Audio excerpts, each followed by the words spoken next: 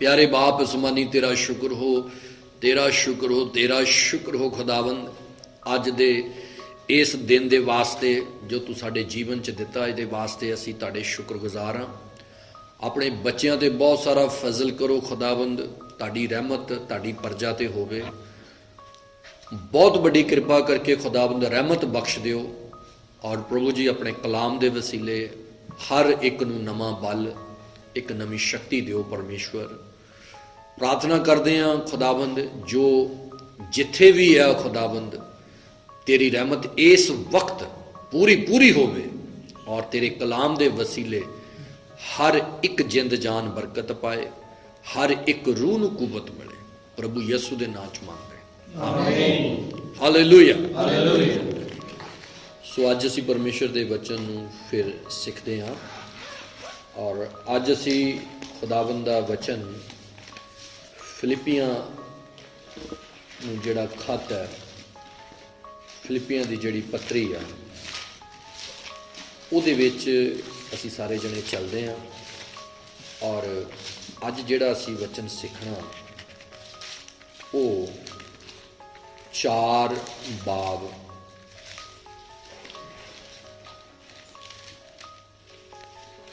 फिलिपियां दी पत्री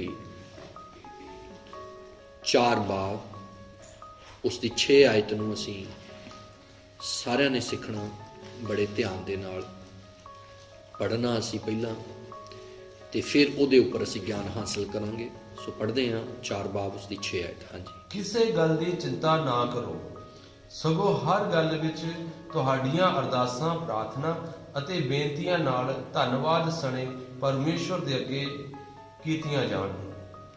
हालेलुया। लिखिया, किसी गल की चिंता ना करो, सगों हर गल विच तुहाड़ियां अरदासां, प्रार्थना अते बेनती नाल धन्नवाद सने परमेश्वर दे अगे कीतियां जाण। Hallelujah hallelujah. हर गल विच, हर हाल दे विच, हर गल दे विच, हर स्थिति दे विच परमेश्वर नूं जरूर धन्नवाद देना हर विश्वासी दा कर्तव्य है, हर विश्वासी दी जरूरत है। खुदावंद खुदा तुहाडे ते बड़ी रहमत करे, बड़ा फजल करे इस गल नूं समझण दे वास्ते कि इस समय जो संसार दे विच जो समा संसार दे उत्ते है, इस समय जो हाल है इस वेले संसार दा, कि असीं देखते हैं कि अपने आले दुआले नेड़े या दूर देशों दे विच हर जगह असीं एक बवा नूं विचरदे देखते पाए हैं। और इन्हें सारे संसार नूं हौली हौली अपनी चपेट विच लिया। प्रभु परमेश्वर तुहाडे सब दे उपर अपना फजल करे इस गल दे वास्ते कि इन्हां औखियां घड़ियां दे विच, इस औखे समय दे विच जदों कि सारे लोग अपने अपने परिवारां दे विच, अपने अपने घरां दे अंदर, चार दीवारियां दे अंदर बंद आ, और इस समय असीं सारे जने एक बहुत बड़ी अजमाइश दे विचों गुजर रहे हैं। ये बहुत बड़ी परीक्षा असीं सुनते हैं कि बहुत सारे लोग अपने चार दीवारी दे अंदर रहन दे कारण बहुत सारे लोग स्ट्रैस दे विच चले गए। बहुत सारे लोग सुनते हैं कि वो मनोरोगी हो गए आ, दिमागी परेशानी उन्हां दे अंदर पैदा हो गई है। पर अज जिहड़ी असीं गल सीखनी आ उस दे वास्ते सानूं इस गल लई समझ रखनी पएगी कि हर समा जो धरती दे उपर आउंदा वो उस मालक, उस परमेश्वर दी देख रेख दे विच ही हुंदा। और असीं जाणदे हां कि ये जिहड़ी अजमाइश है, जिहड़ी बहुत ही ज़्यादा जबरदस्त जमीन दे उपर डर पैदा कर रही है, इस अजमाइश दे विच सानूं सारिआं नूं ये गल समझनी पएगी कि परमेश्वर दी बाणी दे विच लिखिआ कि हर गल विच परमेश्वर दा धन्नवाद करना, साड़ियां बेनतियां, प्रार्थनावां, अरदासां जिहड़ियां वो परमेश्वर दे अगे कीतियां जाणियां ਚਾਹੀਦੀਆਂ ਹਨ। ਅਸੀਂ ਜਾਣਦੇ ਹਾਂ ਸਾਰੇ ਕਿ ਜਿਸ ਵੇਲੇ ਇਨਸਾਨ ਦੀ ਸਮਝ ਖਤਮ ਹੋ ਜਾਂਦੀ ਆ, ਜਿੱਥੇ ਇਨਸਾਨ ਦੀ ਪਹੁੰਚ ਮੁੱਕ ਜਾਂਦੀ ਆ, ਉੱਥੋਂ ਪਰਮੇਸ਼ਵਰ ਦੀ ਸਾਮਰਥਿਆ ਸ਼ੁਰੂ ਹੁੰਦੀ ਆ। ਇਸ ਵਾਸਤੇ ਪਰਮੇਸ਼ਵਰ ਦਾ ਵਚਨ ਸਾਨੂੰ ਸਾਰਿਆਂ ਨੂੰ ਇਸ ਗੱਲ ਦਾ ਗਿਆਨ ਦਿੰਦਾ ਕਿ ਜਿੱਥੇ ਕਿਸੇ ਸਮੱਸਿਆ ਦਾ ਹੱਲ ਨਾ ਹੋਵੇ, ਉੱਥੇ ਪਰਮੇਸ਼ਵਰ ਦੀ ਸਾਮਰਥਿਆ ਹੀ ਕੰਮ ਕਰ ਸਕਦੀ ਹੈ।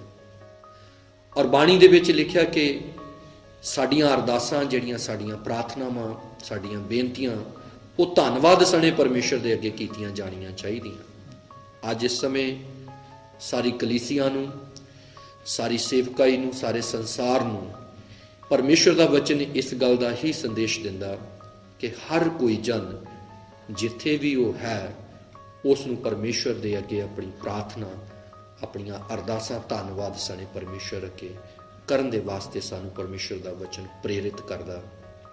ਸਾਨੂੰ ਸਭ ਨੂੰ ਪਰਮੇਸ਼ਵਰ ਦੇ ਅੱਗੇ ਫਰਿਆਦ ਕਰਨੀ ਚਾਹੀਦੀ ਆ। ਸਾਨੂੰ ਸਾਰਿਆਂ ਨੂੰ ਪਰਮੇਸ਼ਵਰ ਦੇ ਅੱਗੇ ਪ੍ਰਾਰਥਨਾਵਾਂ ਕਰਨੀਆਂ ਚਾਹੀਦੀਆਂ। ਬੜੀ ਸਿੱਖਣ ਵਾਲੀ ਗੱਲ ਆ, ਬੜੀ ਸਮਝਣ ਵਾਲੀ ਗੱਲ ਆ ਕਿ ਇਸ ਔਖੇ ਸਮੇਂ ਦੇ ਵਿੱਚ ਕਈ ਵਾਰੀ ਇਨਸਾਨ ਬੇਦਿਲ, ਨਿਰਾਸ਼ ਹੋ ਜਾਂਦੇ ਆ, ਪਰੇਸ਼ਾਨ ਹੋ ਜਾਂਦੇ ਆ। ਮੰਨਣ ਵਾਲੇ, ਉਹਦੇ ਨਾਮ ਉੱਤੇ ਭਰੋਸਾ ਰੱਖਣ ਵਾਲੇ ਵੀ ਕਈ ਵਾਰ ਬੇਦਿਲ ਹੋ ਜਾਂਦੇ ਆ। ਪਰ ਅਸੀਂ ਇਸ ਗੱਲ ਨੂੰ ਅੱਜ ਪੂਰੀ ਤਰ੍ਹਾਂ ਸਮਝਣਾ ਕਿ ਪਰਮੇਸ਼ਵਰ ਦਾ ਵਚਨ ਸਾਨੂੰ ਦੱਸਦਾ ਕਿ ਸਾਨੂੰ ਸਾਰਿਆਂ ਨੂੰ ਪ੍ਰਾਰਥਨਾ ਕਰਨੀ ਚਾਹੀਦੀ ਹੈ। ਜਦੋਂ ਅਸੀਂ ਇਹਨਾਂ ਬਿਪਤਾਵਾਂ ਦੇ ਬਾਰੇ ਸਿੱਖਦੇ ਹਾਂ, ਜਦੋਂ ਅਸੀਂ ਇਹਨਾਂ ਪਰੇਸ਼ਾਨੀਆਂ ਦੇ ਬਾਰੇ ਬਾਈਬਲ ਦੇ ਵਿੱਚ ਪੜ੍ਹਦੇ ਹਾਂ, ਤਾਂ ਉਸ ਵਕਤ ਵੀ ਲਿਖਿਆ ਕਿ ਤੁਹਾਨੂੰ ਪ੍ਰਾਰਥਨਾ ਕਰਨੀ ਚਾਹੀਦੀ ਹੈ ਜਦੋਂ ਤੁਸੀਂ ਇਸ ਤਰ੍ਹਾਂ ਦੀਆਂ ਬਿਪਤਾਵਾਂ ਦੇ ਵਿੱਚੋਂ ਦੀ ਗੁਜ਼ਰਦੇ ਹੋ, ਇਸ ਤਰ੍ਹਾਂ ਦੀਆਂ ਬਵਾਂ ਦੇ ਵਿੱਚੋਂ ਦੀ ਲੰਘਦੇ ਹੋ, ਤਾਂ ਉਸ ਵਕਤ ਸਾਨੂੰ ਪ੍ਰਾਰਥਨਾ ਕਰਨੀ ਚਾਹੀਦੀ ਹੈ। ਕਿਉਂਕਿ ਇਹਨਾਂ ਮੁਸ਼ਕਲਾਤਾਂ ਦੀਆਂ ਘੜੀਆਂ ਦੇ ਵਿੱਚ ਬਿਨਾਂ ਪ੍ਰਾਰਥਨਾਵਾਂ ਦੇ ਇਸ ਦੇ ਵਿੱਚੋਂ ਬਾਹਰ ਨਿਕਲਣਾ ਜਾਂ ਇਸ ਦੇ ਉੱਪਰ ਜਿੱਤ ਪ੍ਰਾਪਤ ਕਰਨੀ ਸੁਖਾਲੀ ਨਹੀਂ ਆ। ਇਸ ਲਈ ਸਾਨੂੰ ਸਾਰਿਆਂ ਨੂੰ, ਜਿੰਨੇ ਵੀ ਲੋਕ ਖੁਦਾ ਪ੍ਰਸਤ ਹਨ, ਜਿੰਨੇ ਵੀ ਲੋਕ ਉਸ ਮਾਲਕ ਦੇ ਉੱਪਰ ਭਰੋਸਾ ਕਰਨ ਵਾਲੇ ਹਨ, ਜਿੰਨੇ ਲੋਕ ਨਿਤਨੇਮ ਦੇ ਵਿੱਚ ਭਰੋਸਾ ਰੱਖਦੇ ਆ, ਉਹਨਾਂ ਸਾਰਿਆਂ ਨੂੰ ਪਰਮੇਸ਼ਵਰ ਦੇ ਅੱਗੇ, ਉਸ ਈਸ਼ਵਰ ਦੇ ਅੱਗੇ ਫਰਿਆਦ ਪ੍ਰਾਰਥਨਾ ਜ਼ਰੂਰ ਕਰਨੀ ਚਾਹੀਦੀ ਆ। ਕਿਉਂਕਿ ਪ੍ਰਾਰਥਨਾਵਾਂ ਦੇ ਦੁਆਰਾ ਹੀ ਵੱਡੀਆਂ ਵੱਡੀਆਂ ਬਿਪਤਾਵਾਂ ਦਾ ਅੰਤ ਕੀਤਾ ਗਿਆ। ਪਰਮੇਸ਼ਵਰ ਤੁਹਾਡੇ ਸਾਰਿਆਂ ਤੇ ਆਪਣੀ ਰਹਿਮਤ ਕਰੇ, ਆਪਣਾ ਫਜ਼ਲ ਕਰੇ। ਸਾਨੂੰ ਇਸ ਅਜਮਾਇਸ਼ ਦੀ ਘੜੀ ਦੇ ਵਿੱਚ ਬਣੇ ਰਹਿਣ ਦੇ ਲਈ ਸਾਨੂੰ ਪਰਮੇਸ਼ਵਰ ਦੇ ਵਚਨਾਂ ਦੀ ਜ਼ਰੂਰਤ ਹੈ। ਪਰਮੇਸ਼ਵਰ ਦੇ ਉਸ ਗਿਆਨ ਦੀ ਜ਼ਰੂਰਤ ਹੈ ਜਿਸ ਗਿਆਨ ਦੇ ਦੁਆਰਾ ਹਰ ਵਿਸ਼ਵਾਸੀ ਉਹਦੇ ਵਿੱਚ ਦ੍ਰਿੜ ਖੜਾ ਰਹਿ ਸਕੇ। ਇਹਦੇ ਲਈ ਸਾਨੂੰ ਸਭ ਨੂੰ ਸਿੱਖਣ ਦੀ ਲੋੜ ਹੈ। ਪ੍ਰਭੂ ਪਰਮੇਸ਼ਵਰ ਤੁਹਾਡੀ ਜ਼ਿੰਦਗੀ ਤੇ ਬਹੁਤ ਸਾਰਾ ਫਜ਼ਲ ਕਰਨ। ਅਸੀਂ ਜਾਣਦੇ ਹਾਂ, ਅਸੀਂ ਸਿੱਖਦੇ ਹਾਂ ਬਾਈਬਲ ਦੇ ਵਿੱਚ ਕਿ ਜਿਸ ਵਕਤ ਅਸੀਂ ਖੁਦਾਵੰਦ ਦੀ ਸਿੱਖਿਆ ਹਾਸਲ ਕਰਦੇ ਹਾਂ, ਜਿਸ ਵਕਤ ਅਸੀਂ ਆਤਮਿਕ ਮਾਰਗ ਆਪਣੇ ਜੀਵਨ 'ਚ ਉਸ ਨੂੰ ਅਪਣਾਉਂਦੇ ਹਾਂ, ਜਿਸ ਵਕਤ ਅਸੀਂ ਰੂਹਾਨੀ ਮਾਰਗ ਤੇ ਤੁਰ ਪੈਂਦੇ ਹਾਂ, ਤਾਂ ਕੁਝ ਗੱਲਾਂ ਦੀ ਅਜਮਾਇਸ਼ ਸਾਡੇ ਜੀਵਨ ਦੇ ਵਿੱਚ ਹੁੰਦੀ ਆ।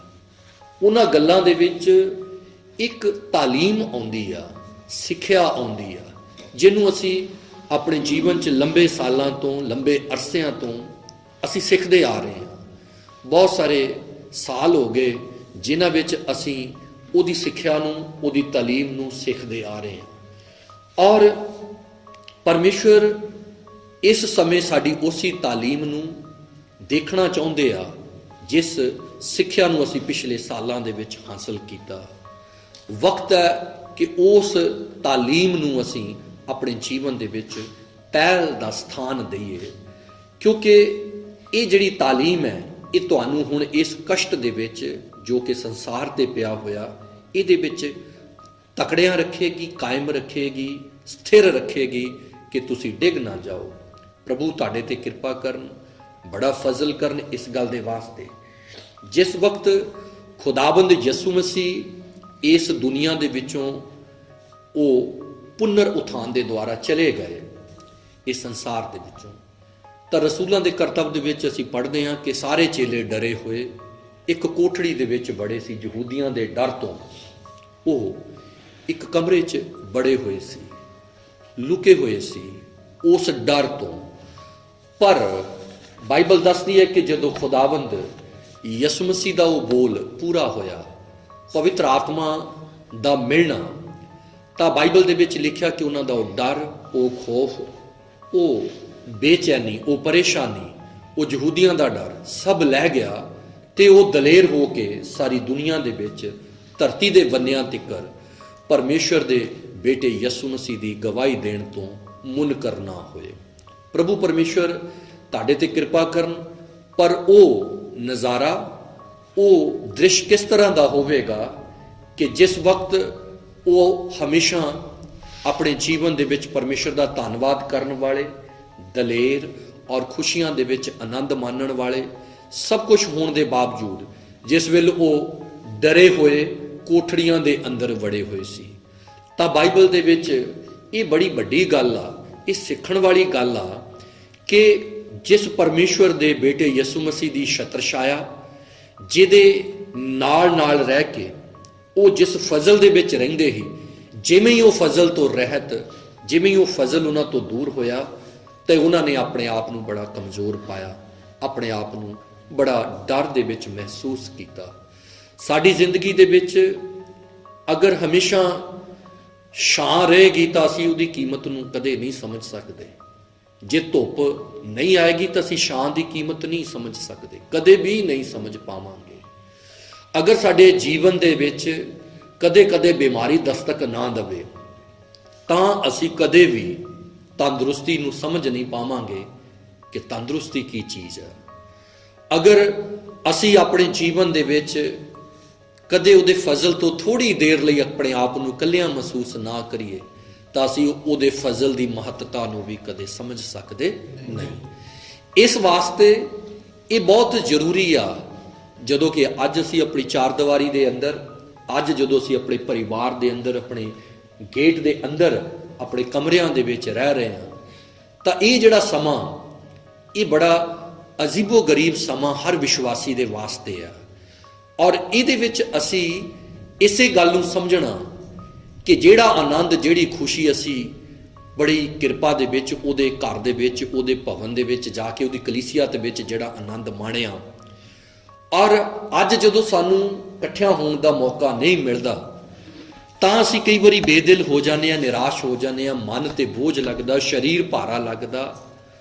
ਬਹੁਤ ਸਾਰੀ ਜਿਹੜੀ ਖੁਸ਼ੀ ਆ, ਜਿਹੜੀ ਸਾਨੂੰ ਹਰ ਸਪਤਾਹ ਪਰਮੇਸ਼ਰ ਦੇ ਘਰ 'ਚ, ਪਰਮੇਸ਼ਰ ਦੀ ਕਲੀਸਿਆ ਦੇ ਵਿੱਚ ਬੈਠ ਕੇ ਹਾਸਲ ਹੁੰਦੀ ਸੀ, ਅੱਜ ਜਦੋਂ ਅਸੀਂ ਉਹਨੂੰ ਆਪਣੇ ਜੀਵਨਾਂ 'ਚ ਥੋੜਾ ਜਿਹਾ ਘਟਿਆ ਹੋਇਆ ਮਹਿਸੂਸ ਕਰਦੇ ਹਾਂ ਤਾਂ ਸਾਨੂੰ ਫਿਰ ਉਸ ਗੱਲ ਦਾ ਵੀ ਅਹਿਸਾਸ ਹੁੰਦਾ ਕਿ ਕਲੀਸਿਆ ਦੇ ਵਿੱਚ ਬੈਠਣ ਦਾ, ਪਰਮੇਸ਼ਰ ਦੇ ਭਵਨ ਦੇ ਵਿੱਚ ਆਨੰਦ ਮਾਣਨਾ, ਹਰ ਸੱਤਵੇਂ ਦਿਨ ਦਾ ਜਿਹੜਾ ਉਹਦਾ ਫਜ਼ਲ ਹੈ, ਔਰ ਉਸ ਸਵਰਗੀ ਮੰਨੇ ਨੂੰ ਜਿਹਨੂੰ ਅਸੀਂ ਹਰ ਸਪਤਾਹ ਹਾਸਲ ਕਰਦੇ ਸੀ, ਅੱਜ ਸਾਨੂੰ ਉਹਦੀ ਜਿਹੜੀ ਮਹੱਤਤਾ ਸਾਨੂੰ ਆਪਣੇ ਜੀਵਨ 'ਚ ਸਮਝ ਆਉਂਦੀ ਆ ਕਿ ਪਰਮੇਸ਼ਰ ਦੇ ਘਰ ਦੇ ਵਿੱਚ ਬੈਠਣਾ, ਪਰਮੇਸ਼ਰ ਦੇ ਚੁਣੇ ਹੋਏ ਲੋਕਾਂ ਨੂੰ, ਜਿਹਨੂੰ ਪਰਮੇਸ਼ਰ ਦੇ ਚੁਣੇ ਹੋਏ ਲੋਕਾਂ ਦਾ ਇਕੱਠ, ਜਿਹਨੂੰ ਕਲੀਸਿਆ ਆਖਦੇ ਆ, ਉਹਦੇ ਵਿੱਚ ਬਹਿਣਾ ਸਾਨੂੰ ਅੱਜ ਇਹ ਸਮਝ ਆਈ। ਕਿਉਂਕਿ ਕਈ ਵਾਰ ਅਸੀਂ ਆਪਣੇ ਜੀਵਨ ਦੇ ਵਿੱਚ ਸੱਤਵੇਂ ਦਿਨ ਦੀ ਮਹੱਤਤਾ ਨੂੰ ਭੁੱਲ ਕੇ ਬਹੁਤ ਸਾਰੇ ਜ਼ਰੂਰੀ ਕੰਮਾਂ, ਜਿਹੜੇ ਸਾਨੂੰ ਸੰਸਾਰ ਵਿੱਚ ਰਹਿੰਦੇ ਸੰਸਾਰਿਕਤਾ ਦੇ ਵਿੱਚ ਲੈ ਜਾਂਦੇ ਸੀ, ਉਹਨਾਂ ਕੰਮਾਂ ਨੂੰ ਅਸੀਂ ਕਈ ਵਾਰੀ ਪਹਿਲ ਦਿੱਤੀ ਤਾਂ ਸਾਨੂੰ ਪਰਮੇਸ਼ਵਰ ਦਾ ਸੱਤਵੇਂ ਦਿਨ ਦਾ ਆਨੰਦ, ਉਹਦੇ ਆਰਾਮ ਦੇ ਵਿੱਚ ਸ਼ਾਮਲ ਹੋਣ ਵਾਲਾ ਜਿਹੜਾ ਦਿਨ, ਸਾਨੂੰ ਇਹਦੀ ਮਹੱਤਤਾ ਸਮਝ ਨਾ ਆਈ। ਪਰ ਅੱਜ ਜਦੋਂ ਅਸੀਂ ਆਪਣੀਆਂ ਚਾਰ ਦੀਵਾਰੀਆਂ ਦੇ ਅੰਦਰ ਬੈਠੇ ਹਾਂ ਤਾਂ ਸਾਨੂੰ ਉਸ ਮਹੱਤਤਾ ਨੂੰ ਵੀ ਸਮਝ ਲੈਣਾ ਚਾਹੀਦਾ ਕਿ ਉਹਦੇ ਘਰ ਦੇ ਵਿੱਚ ਉਹਦੇ ਚੁਣੇ ਹੋਏ ਲੋਕਾਂ ਦੀ ਸੰਗਤ ਕਰਨ ਦੇ ਨਾਲ ਕਿੱਡਾ ਵੱਡਾ ਫਜ਼ਲ ਪਰਮੇਸ਼ਰ ਸਾਡੇ ਜੀਵਨ ਤੇ ਉਤਾਰਦੇ ਰਹੇ ਆ। ਯਾਦ ਰੱਖਣਾ, ਸਮਝਣਾ ਕਿ ਪ੍ਰਭੂ ਦੀ ਬਾਣੀ ਇਸ ਗੱਲ ਦੇ ਵਾਸਤੇ ਦੱਸਦੀ ਆ ਕਿ ਜਿਸ ਵਕਤ ਪਤਰਸ ਨੂੰ ਖੁਦਾਵੰਦ ਯਿਸੂ ਮਸੀਹ ਨੇ ਆਖਿਆ ਕਿ ਦੇਖ ਮੈਂ ਸ਼ੈਤਾਨ ਨੂੰ ਆਕਾਸ਼ ਤੋਂ ਬਿਜਲੀ ਦੀ ਤਰ੍ਹਾਂ ਉਤਰਦੇ ਗਿਰਦੇ ਦੇਖਿਆ ਕਿ ਉਹ ਤੁਹਾਨੂੰ ਦਾਣਿਆਂ ਦੀ ਤਰ੍ਹਾਂ ਪੱਟ ਕੇ, ਤਾਂ ਮੈਂ ਤੁਹਾਡੇ ਲਈ ਪ੍ਰਾਰਥਨਾ ਕਰਾਂਗਾ ਕਿ ਤੁਹਾਡਾ ਵਿਸ਼ਵਾਸ ਜਾਂਦਾ ਨਾ ਰਹੇ। ਬੜੀ ਸਮਝਣ ਵਾਲੀ ਗੱਲ ਆ, ਬੜੀ ਸਿੱਖਣ ਵਾਲੀ ਗੱਲ ਆ। ਫਜ਼ਲ ਦਾ ਆਨੰਦ ਵੀ ਬਹੁਤ ਮਾਣਿਆ ਪਤਰਸ ਨੇ, ਨਾਲ ਰਹਿ ਕੇ ਕਿਰਪਾ ਦਾ ਆਨੰਦ ਵੀ ਬਹੁਤ ਮਾਣਿਆ। ਪਰ ਅੱਜ ਜਦੋਂ ਫਜ਼ਲ ਤੋਂ ਦੂਰ ਜਾਣ ਲੱਗਾ ਤਾਂ ਉਸ ਵਕਤ ਪ੍ਰਭੂ ਦੇ ਵਚਨ ਦੇ ਵਿੱਚ ਲਿਖਿਆ ਕਿ ਜਦੋਂ ਉਹਨੂੰ ਛੱਡਿਆ ਗਿਆ ਤਾਂ ਫਿਰ ਉਸ ਨੂੰ ਉਸ ਗੱਲ ਦੀ ਵੀ ਸਮਝ ਆਪਣੇ ਜੀਵਨ 'ਚ ਆਈ ਕਿ ਫਜ਼ਲ ਤੋਂ ਅੱਡ ਹੋ ਕੇ ਕਿਸ ਤਰ੍ਹਾਂ ਮਨੁੱਖ ਪਰਮੇਸ਼ਵਰ ਦੇ ਉਸ ਬੇਟੇ ਯਿਸੂ ਮਸੀਹ ਦਾ ਵੀ ਉਹ ਇਨਕਾਰ ਕਰ ਗਿਆ। ਔਰ ਫਿਰ ਉਹ ਬੜਾ ਰੋਇਆ, ਬੜਾ ਕਲਪਿਆ। ਉਹਦੀ ਜਿਹੜੀ ਤੋਬਾ, ਉਹਦਾ ਜਿਹੜੀ ਪਛਤਾਪ ਉਹਨੇ ਆਪਣੇ ਮਨ 'ਚ ਕੀਤਾ ਕਿ ਫਜ਼ਲ ਤੋਂ ਬਗੈਰ ਕਿਸ ਤਰ੍ਹਾਂ ਉਸਨੇ ਮਹਿਸੂਸ ਕੀਤਾ, ਉਹਨੇ ਉਹਦਾ ਜ਼ਿਕਰ ਕੀਤਾ। ਅਸੀਂ ਕਈ ਵਾਰ ਕਿਸੇ ਚੀਜ਼ ਦੀ ਮਹੱਤਤਾ ਨੂੰ ਉਦੋਂ ਤੱਕ ਨਹੀਂ ਸਮਝ ਸਕਦੇ ਜਿੰਨਾ ਚਿਰ ਤੱਕ ਉਹ ਚੀਜ਼ ਸਾਡੇ ਤੋਂ ਅਲੱਗ ਨਹੀਂ ਹੁੰਦੀ। ਅੱਜ ਬਹੁਤ ਸਾਰੇ ਬੱਚੇ ਜਿਹੜੇ ਬਾਹਰਲੇ ਦੇਸ਼ਾਂ ਦੇ ਵਿੱਚ ਚਲੇ ਗਏ, ਬਹੁਤ ਸਾਰੇ ਬੱਚੇ ਜਿਹੜੇ ਗਵਰਨਮੈਂਟ EMPLOYE ਹਨ, ਉਹ ਜਦੋਂ ਫੋਨ ਕਰਕੇ ਕਈ ਵਾਰ ਦੱਸਦੇ ਆ ਕਿ ਅਸੀਂ ਬਹੁਤ ਮਿਸ ਕਰਦੇ ਹਾਂ ਤੁਹਾਡੀ ਸੰਗਤ, ਚੁਣੇ ਹੋਏ ਲੋਕਾਂ ਦੀ ਸੰਗਤ ਨੂੰ। ਕਲੀਸਿਆ ਦੇ ਵਿੱਚ ਹਰ 7ਵੇਂ ਦਿਨ ਆਉਂਦੇ ਸੀ, ਪਰ ਜਦੋਂ ਅੱਜ ਗਵਰਨਮੈਂਟ EMPLOYE ਹਾਂ ਤਾਂ ਕਈ ਵਾਰ ਸੰਗਤ ਕਰਨ ਦਾ ਮੌਕਾ ਨਹੀਂ ਮਿਲਦਾ। ਦੂਰ ਬਾਰਡਰ ਤੇ ਡਿਊਟੀ ਲੱਗੀ ਆ, ਕਈ ਵਾਰ ਨਹੀਂ ਸਾਨੂੰ ਇਹ ਓਪਰਚੁਨਿਟੀ ਮਿਲਦੀ। ਤਾਂ ਅੱਜ ਸਾਨੂੰ ਪਤਾ ਲੱਗਦਾ ਕਿ ਫਜ਼ਲ ਔਰ ਗਿਆਨ ਔਰ ਕਲੀਸਿਆ, ਚੁਣੇ ਹੋਏ ਲੋਕਾਂ ਦੀ ਜਿਹੜੀ ਜਮਾਤ ਹੈ, ਉਹ ਤੋਂ ਦੂਰ ਰਹਿਣਾ ਤੇ ਉਹਦੇ ਵਿੱਚ ਰਹਿਣ ਦਾ ਕੀ ਫਰਕ ਹੁੰਦਾ। ਇਸ ਵਾਸਤੇ ਸਾਨੂੰ ਸਾਰਿਆਂ ਨੂੰ ਸਮਝਣਾ ਪਏਗਾ ਕਿ ਜਿਸ ਵਕਤ ਅਸੀਂ ਫਜ਼ਲ ਤੋਂ ਥੋੜਾ ਜਿਹਾ ਵੀ ਦੂਰ ਜਾਂਦੇ ਹਾਂ ਤਾਂ ਜੀਣਾ ਜਿਹੜਾ ਮੁਸ਼ਕਲ ਹੋਣ ਲੱਗ ਜਾਂਦਾ। ਪਰ ਇਹੀ ਇੱਕ ਵਕਤ ਹੈ ਜਿਹਦੇ ਵਿੱਚ ਸਾਡੀ ਤਾਲੀਮ ਜਿਹੜੀ ਆ ਉਹ ਅਜਮਾਈ ਜਾਂਦੀ ਆ। ਜੋ ਅਸੀਂ ਅੱਜ ਤੱਕ ਸਿੱਖਿਆ ਹੁੰਦਾ ਉਸ ਨੂੰ ਅਜਮਾਇਆ ਜਾਂਦਾ, ਔਰ ਜੋ ਅਸੀਂ ਸਿੱਖਿਆ ਹੁੰਦਾ ਜਦੋਂ ਅਸੀਂ ਇਸ ਤਰ੍ਹਾਂ ਦੀਆਂ ਘੜੀਆਂ ਚੋਂ ਗੁਜ਼ਰਦੇ ਹਾਂ, ਉਹ ਸਿੱਖਿਆ ਹੀ ਸਾਡੇ ਕੰਮ ਆਉਂਦੀ ਆ। ਉਹ ਤਾਲੀਮ ਹੀ ਸਾਨੂੰ ਦ੍ਰਿੜ ਰੱਖਦੀ ਹੈ, ਸਾਨੂੰ ਮਜ਼ਬੂਤ ਰੱਖਦੀ ਹੈ, ਔਰ ਸਾਡੇ ਪੈਰਾਂ ਨੂੰ ਫਿਸਲਣ ਨਹੀਂ ਦਿੰਦੀ, ਤਿਲਕਣ ਨਹੀਂ ਦਿੰਦੀ। ਪਰਮੇਸ਼ਵਰ ਦਾ ਵਚਨ ਸਾਨੂੰ ਕਾਇਮ ਰੱਖਦਾ ਤੇ ਤਕੜਿਆਂ ਰੱਖਦਾ। ਹੋ ਸਕਦਾ ਅਸੀਂ ਅੱਜ ਪਰਮੇਸ਼ਵਰ ਦੇ ਭਵਨ ਨੂੰ, ਕਲੀਸਿਆ ਨੂੰ ਮਿਸ ਕਰਦੇ ਹੋਈਏ, ਸਾਨੂੰ ਉਹਦੇ ਫਜ਼ਲ ਦੀ ਬਹੁਤ ਜ਼ਿਆਦਾ ਜ਼ਰੂਰਤ ਮਹਿਸੂਸ ਹੁੰਦੀ ਹੋਵੇ, ਪਰ ਇਹ ਉਹਨਾਂ ਚਿਰ ਨਹੀਂ ਪਤਾ ਲੱਗ ਸਕਦਾ ਸੀ ਜਿੰਨਾ ਚਿਰ ਤੱਕ ਅਸੀਂ ਇਸ ਅਜਮਾਇਸ਼ ਦੇ ਦੌਰ ਦੇ ਵਿੱਚੋਂ ਗੁਜ਼ਰਦੇ ਨਾ। ਸੋ ਅੱਜ ਅਸੀਂ ਸਾਰੇ ਜਣੇ ਇਸ ਗੱਲ ਨੂੰ ਮਹਿਸੂਸ ਕਰਨਾ ਕਿ ਪਰਮੇਸ਼ਵਰ ਸਾਡੇ ਵਾਸਤੇ ਬਹੁਤ ਜ਼ਰੂਰੀ ਹਨ। ਉਸ ਦੀ ਤਾਲੀਮ, ਉਸ ਦੀ ਸਿੱਖਿਆ ਸਾਡੇ ਵਾਸਤੇ ਬਹੁਤ ਜ਼ਰੂਰੀ ਆ। ਉਸ ਦੀ ਕਲੀਸਿਆ, ਉਸ ਦੇ ਚੁਣੇ ਹੋਏ ਲੋਕ ਸਾਡੇ ਵਾਸਤੇ ਬਹੁਤ ਜ਼ਰੂਰੀ ਹਨ, ਕਿਉਂਕਿ ਸਾਨੂੰ ਉਹਨਾਂ ਚਿਰ ਕਿਸੇ ਚੀਜ਼ ਦੀ ਮਹੱਤਤਾ ਸਮਝ ਨਹੀਂ ਆਉਂਦੀ ਜਿੰਨਾ ਚਿਰ ਤੱਕ ਉਹ ਚੀਜ਼ ਸਾਡੇ ਤੋਂ ਅੱਡ ਨਹੀਂ ਹੁੰਦੀ। ਅੱਜ ਅਸੀਂ ਅਲਗਾਵ ਦੇ ਵਿੱਚ ਰਹਿ ਕੇ, ਅੱਜ ਅਸੀਂ ਪਰਮੇਸ਼ਰ ਦੀ ਕਲੀਸਿਆ ਤੋਂ, ਪਰਮੇਸ਼ਰ ਦੇ ਭਵਨ ਤੋਂ, ਪਰਮੇਸ਼ਰ ਦੇ ਘਰ ਤੋਂ ਦੂਰ ਰਹਿ ਕੇ ਬਹੁਤ ਕੁਝ ਸਿੱਖ ਰਹੇ ਹਾਂ। ਪਰ ਸਾਡੀਆਂ ਪ੍ਰਾਰਥਨਾਵਾਂ ਹਨ ਤੁਹਾਡੇ ਸਭ ਦੇ ਵਾਸਤੇ ਕਿ ਤੁਸੀਂ ਇਸ ਅਜਮਾਇਸ਼ ਦੇ ਦੌਰ ਦੇ ਵਿੱਚੋਂ ਗੁਜ਼ਰਦੇ ਹੋਏ ਵੀ ਤਕੜਿਆਂ ਰਹੋ, ਕਾਇਮ ਰਹੋ, ਸਥਿਰ ਰਹੋ, ਔਰ ਕੋਈ ਵੀ ਕਿਸੇ ਤਰ੍ਹਾਂ ਦੇ ਵੀ ਹਾਲਾਤ ਤੁਹਾਨੂੰ ਵਿਸ਼ਵਾਸ ਵਿੱਚ ਰੱਤੀ ਜਿੰਨਾ ਵੀ ਕਮਜ਼ੋਰ ਨਾ ਕਰ ਸਕਣ। ਸਾਡੀਆਂ ਪ੍ਰਾਰਥਨਾਵਾਂ ਤੁਹਾਡੇ ਵਾਸਤੇ ਹਨ, ਪਰ ਅਸੀਂ ਇਸ ਗੱਲ ਨੂੰ ਸਮਝਣਾ, ਇਸ ਗੱਲ ਨੂੰ ਸਿੱਖਣਾ। ਖੁਦਾਵੰਦ ਯਿਸੂ ਮਸੀਹ ਨੇ ਵੀ ਜਿਸ ਵਕਤ 40 ਦਿਨ ਦੀ ਅਲੈਹਦਗੀ ਲੈ ਕੇ ਵਰਤ ਕੀਤੇ ਤਾਂ ਲਿਖਿਆ ਅਜਮਾਇਸ਼ ਦੇ ਉਸ ਦੌਰ ਦੇ ਵਿੱਚ ਸ਼ੈਤਾਨ ਉਹਨਾਂ ਦੇ ਕੋਲ ਆਇਆ ਤੇ ਉਹਨਾਂ ਨੇ ਉਸੇ ਤਾਲੀਮ ਦੇ ਨਾਲ, ਉਸੇ ਸਿੱਖਿਆ ਦੇ ਨਾਲ, ਉਹਨਾਂ ਵਚਨਾਂ ਨਾਲ ਹੀ ਉਸ ਦਾ ਵਿਰੋਧ ਕੀਤਾ ਤੇ ਉਹ ਪ੍ਰਭੂ ਯਿਸੂ ਦੇ ਕੋਲੋਂ ਹਮੇਸ਼ਾ ਲਈ, ਪ੍ਰਭੂ ਯਿਸੂ ਦੇ ਕੋਲੋਂ ਜਦੋਂ ਉਸਨੇ ਸਵਾਲ ਜਵਾਬ ਉਸਨੇ ਕਰ ਲਏ, ਉਸ ਨੂੰ ਜਵਾਬ ਮਿਲ ਗਏ ਤਾਲੀਮ ਦੇ ਵਿੱਚੋਂ, ਸਿੱਖਿਆ ਦੇ ਵਿੱਚੋਂ, ਤਾਂ ਲਿਖਿਆ ਉਹ ਪ੍ਰਭੂ ਯਿਸੂ ਮਸੀਹ ਦੇ ਕੋਲੋਂ ਚਲਾ ਗਿਆ। ਉਹ ਚਲਾ ਗਿਆ ਔਰ ਪ੍ਰਭੂ ਯਿਸੂ ਮਸੀਹ ਦੇ 40 ਵਰਤ ਵੀ ਪੂਰੇ ਹੋ ਗਏ। ਅਸੀਂ ਸਮਝਣਾ, ਇਸ ਗੱਲ ਨੂੰ ਸਿੱਖਣਾ। ਅਲੈਹਦਗੀ ਜਿਹੜੀ ਆ ਉਹ ਸਾਨੂੰ ਬਹੁਤ ਕੁਝ ਸਿਖਾਉਂਦੀ ਆ। ਜਦੋਂ ਅਸੀਂ ਕਿਸੇ ਚੀਜ਼ ਤੋਂ ਅੱਡ ਹੋਵਾਂਗੇ ਤਾਂ ਹੀ ਸਾਨੂੰ ਉਸ ਚੀਜ਼ ਦੀ ਮਹੱਤਤਾ ਸਮਝ ਆਵੇਗੀ। ਉਹਨਾਂ ਚਿਰ ਤੱਕ ਸਾਨੂੰ ਉਸ ਦੀ ਮਹੱਤਤਾ ਵੀ ਸਮਝ ਆਉਂਦੀ ਨਹੀਂ। ਸੋ ਪ੍ਰਭੂ ਤੁਹਾਡੇ ਸਾਰਿਆਂ ਦੇ ਜੀਵਨ ਤੇ ਬੜਾ ਫਜ਼ਲ ਕਰਨ, ਬੜੀ ਰਹਿਮਤ ਕਰਨ। ਤੁਸੀਂ ਕਿਸੇ ਗੱਲ ਦੀ ਚਿੰਤਾ ਨਹੀਂ ਕਰਨੀ, ਕਿਸੇ ਗੱਲ ਦਾ ਫਿਕਰ ਨਹੀਂ ਕਰਨਾ, ਕਿਉਂਕਿ ਪਰਮੇਸ਼ਰ ਦਾ ਵਚਨ ਵੀ ਇਸ ਗੱਲ ਲਈ ਸਾਡੀ ਅਗਵਾਈ ਕਰਦਾ ਕਿ ਸਾਨੂੰ ਕਿਸੇ ਗੱਲ ਦੀ ਚਿੰਤਾ ਨਾ ਕਰਕੇ ਸਾਨੂੰ ਪ੍ਰਾਰਥਨਾਵਾਂ, ਅਰਦਾਸਾਂ ਤੇ ਬੇਨਤੀਆਂ ਨਾਲ ਧੰਨਵਾਦ ਸਣੇ ਸਾਨੂੰ ਪਰਮੇਸ਼ਰ ਦੇ ਅੱਗੇ ਬੈਠਣਾ ਚਾਹੀਦਾ, ਫਰਿਆਦਾਂ ਕਰਨੀਆਂ ਚਾਹੀਦੀਆਂ। ਪਰਮੇਸ਼ਰ ਆਪਣੀ ਪ੍ਰਜਾ ਤੇ ਤਰਸ ਖਾਏ, ਇਸ ਦੇ ਵਾਸਤੇ ਸਾਨੂੰ ਪ੍ਰਾਰਥਨਾਵਾਂ ਦੇ ਵਿੱਚ ਲੀਨ ਰਹਿਣਾ ਚਾਹੀਦਾ। ਪ੍ਰਭੂ ਸਾਰੀ ਕਲੀਸਿਆ ਦੇ ਉੱਪਰ ਫਜ਼ਲ ਕਰੇ, ਸਾਰੀ ਸੇਵਕਾਈ ਤੇ ਫਜ਼ਲ ਕਰੇ। ਸਭ ਕਲੀਸਿਆਵਾਂ ਜੋ ਪ੍ਰਭੂ ਨੇ ਤਿਆਰ ਕੀਤੀਆਂ, ਚੁਣੀਆਂ ਹੋਈਆਂ, ਉਹਨਾਂ ਨੂੰ ਆਪਣਾ ਬਲ ਬਖਸ਼ੇ ਪਰਮੇਸ਼ਵਰ, ਔਰ ਉਹਦਾ ਆਤਮਾ ਹਰ ਇੱਕ ਦੀ ਅਗਵਾਈ ਕਰੇ। ਇਸ ਦੇ ਵਾਸਤੇ ਅਸੀਂ ਹਮੇਸ਼ਾ ਪ੍ਰਾਰਥਨਾਵਾਂ ਦੇ ਵਿੱਚ ਤੁਹਾਨੂੰ ਯਾਦ ਰੱਖਦੇ ਹਾਂ।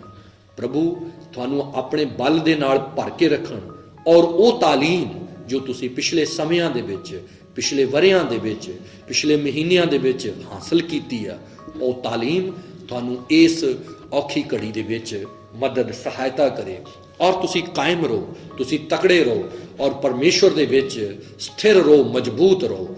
ਪ੍ਰਭੂ ਤੁਹਾਨੂੰ ਸਭ ਨੂੰ ਬਹੁਤ ਸਾਰੀ ਆਸ਼ੀਸ਼ ਦੇਣ। ਕਈ ਵਾਰ ਜਿੰਨਾ ਚਿਰ ਤੱਕ ਅਸੀਂ ਕਿਸੇ ਚੀਜ਼ ਤੋਂ ਦੂਰੀ ਨਹੀਂ ਬਣਾਉਂਦੇ, ਉਨਾ ਚਿਰ ਤੱਕ ਉਸ ਦੀ ਮਹੱਤਤਾ ਵੀ ਸਾਨੂੰ ਸਮਝ ਨਹੀਂ ਆਉਂਦੀ। ਕਈ ਵਾਰ ਅਸੀਂ ਬਾਈਬਲ ਦੇ ਵਿੱਚ ਵੇਖਦੇ ਹਾਂ ਕਿ ਪਰਮੇਸ਼ਵਰ ਦੇ ਲੋਕਾਂ ਨੇ ਆਸ਼ੀਸ਼ ਨੂੰ ਹਾਸਲ ਕੀਤਾ, ਪਰ ਉਸ ਆਸ਼ੀਸ਼ ਨੂੰ ਹਾਸਲ ਕਰਨ ਤੋਂ ਬਾਅਦ ਉਹਨਾਂ ਨੂੰ ਇਸ ਤਰ੍ਹਾਂ ਲੱਗਿਆ ਕਿ ਸ਼ਾਇਦ ਜਿਵੇਂ ਇੱਕ ਪੰਜਾਬੀ ਦੀ ਕਹਾਵਤ ਹੈ ਕਿ ਬਟੇਰਾ ਐਵੇਂ ਪੈਰਾਂ ਦੇ ਹੇਠ ਆ ਗਿਆ, ਪਰ ਬਟੇਰਾ ਕਦੇ ਐਵੇਂ ਪੈਰਾਂ ਦੇ ਹੇਠ ਆਉਂਦਾ ਨਹੀਂ। ਇਹ ਸਿੱਖਣ ਵਾਲੀ ਗੱਲ ਆ। ਬਟੇਰਾ ਹਾਸਲ ਕਰਨ ਦੇ ਲਈ ਦੌੜਨਾ ਪੈਂਦਾ, ਬਟੇਰਾ ਹਾਸਲ ਕਰਨ ਦੇ ਲਈ ਬੜੇ ਐਕਟਿਵ ਹੋਣਾ ਪੈਂਦਾ, ਬੜੇ ਚੁਸਤ ਹੋਣਾ ਪੈਂਦਾ, ਤਦ ਬਟੇਰਾ ਹਾਸਲ ਹੁੰਦਾ। ਪ੍ਰਭੂ ਤੁਹਾਡੇ ਤੇ ਰਹਿਮਤ ਕਰਨ, ਬੜੀ ਕਿਰਪਾ ਕਰਨ। ਕਈ ਵਾਰੀ ਅਸੀਂ ਸੋਚਦੇ ਹਾਂ ਫਜ਼ਲ ਤੇ ਐਵੇਂ ਹੀ ਮਿਲ ਗਿਆ, ਕਈ ਵਾਰੀ ਅਸੀਂ ਸੋਚਦੇ ਹਾਂ ਇਹ ਬਲ ਮੇਰਾ ਆਪਣਾ ਹੀ ਬਲ ਹੈ ਜਿਹਦੇ ਕਾਰਨ ਮੈਂ ਇਸ ਦੁਨੀਆ 'ਚ ਜੇਤੂ ਹੋ ਕੇ ਘੁੰਮਦਾ ਹਾਂ। ਕਈ ਵਾਰੀ ਜਿਹੜਾ ਵਿਸ਼ਵਾਸ ਸਾਨੂੰ ਕਲੀਸਿਆ 'ਚ ਰਹਿ ਕੇ ਮਿਲਿਆ, ਅਸੀਂ ਸੋਚਦੇ ਹਾਂ ਇਹ ਵਿਸ਼ਵਾਸ ਮੇਰਾ ਵਿਸ਼ਵਾਸ ਹੈ ਜਿਹੜਾ ਮੈਨੂੰ ਐਵੇਂ ਹੀ ਮਿਲ ਗਿਆ, ਪਰ ਅਸੀਂ ਭੁੱਲ ਜਾਂਦੇ ਹਾਂ ਇਹ ਸਭ ਕੁਝ ਅਸੀਂ ਪਰਮੇਸ਼ਵਰ ਦੀ ਕਲੀਸਿਆ ਦੇ ਵਿੱਚੋਂ, ਖੁਦਾਵੰਦ ਯਿਸੂ ਦੀ ਕਲੀਸਿਆ ਦੇ ਵਿੱਚੋਂ ਹਾਸਲ ਕੀਤਾ ਹੋਇਆ ਹੁੰਦਾ, ਜਿਸ ਤੋਂ ਬਗੈਰ ਬੜਾ ਔਖਾ ਹੈ ਕਿ ਅਸੀਂ ਕਲੀਸਿਆ ਤੋਂ ਬਗੈਰ ਜੀਵਨ ਬਤੀਤ ਕਰ ਸਕੀਏ, ਸਾਡਾ ਆਤਮਿਕ ਜੀਵਨ। ਕਿਉਂਕਿ ਅਸੀਂ ਜਾਣਦੇ ਹਾਂ ਬਾਈਬਲ 3 ਪ੍ਰਕਾਰ ਦੇ ਜੀਵਨ ਦਾ ਜ਼ਿਕਰ ਕਰਦੀ ਆ। ਇੱਕ, ਜਦੋਂ ਅਸੀਂ ਕਿਸੇ ਨੂੰ ਪੁੱਛੀਏ ਤੁਸੀਂ ਕੌਣ ਹੋ, ਤਾਂ ਉਹ ਦੱਸਦੇ ਆ ਕਿ ਮੈਂ ਫਲਾਣੇ ਦਾ ਲੜਕਾ ਹਾਂ, ਮੈਂ ਫਲਾਣੇ ਦੀ ਲੜਕੀ ਹਾਂ। ਉਹ ਆਪਣੇ ਮਾਂ-ਬਾਪ ਦਾ ਨਾਮ ਲੈਂਦੇ ਆ। ਉਹਨਾਂ ਦੇ ਮਾਂ-ਬਾਪ ਨੂੰ ਪੁੱਛੋ ਤੁਸੀਂ ਕਿੱਥੋਂ ਹੋ, ਕੌਣ ਹੋ, ਤਾਂ ਉਹ ਆਪਣੇ ਮਾਂ-ਬਾਪ ਦਾ ਨਾਮ ਲੈਂਦੇ ਆ। ਔਰ ਇਸੇ ਲੜੀਵਾਰ ਜਦੋਂ ਅਸੀਂ ਪਿੱਛੇ ਤੋਂ ਪਿੱਛੇ ਹੁੰਦੇ ਜਾਵਾਂਗੇ ਤਾਂ ਅਸੀਂ ਆਦਮ ਤੇ ਹਵਾ ਤੱਕ ਪਹੁੰਚ ਜਾਵਾਂਗੇ। ਇੱਕ ਜੀਵਨ ਜਿਹੜਾ ਸਾਨੂੰ ਸਰੀਰਕ ਰੂਪ ਦੇ ਵਿੱਚ ਉਸ ਪਰਮਾਤਮਾ ਨੇ ਬਖਸ਼ਿਆ। ਇੱਕ ਜੀਵਨ ਹੋਰ ਹੈ ਜਿਹੜਾ ਸਾਨੂੰ ਜਦੋਂ ਅਸੀਂ ਪਾਪਾਂ ਦੇ ਵਿੱਚ ਮੁੜਦੇ ਸੀ ਤਾਂ ਉਹ ਜੀਵਨ ਸਾਨੂੰ ਖੁਦਾਵੰਦ ਯਿਸੂ ਮਸੀਹ ਤੋਂ ਹਾਸਲ ਹੋਇਆ। ਉਹਨੇ ਸਾਨੂੰ ਮੁੜਦੀਆਂ ਦੇਹਾਂ ਦੇ ਵਿੱਚ ਜਿੰਦਾ ਕਰ ਦਿੱਤਾ। ਔਰ 3 ਪ੍ਰਕਾਰ ਦਾ ਜੀਵਨ ਹੈ।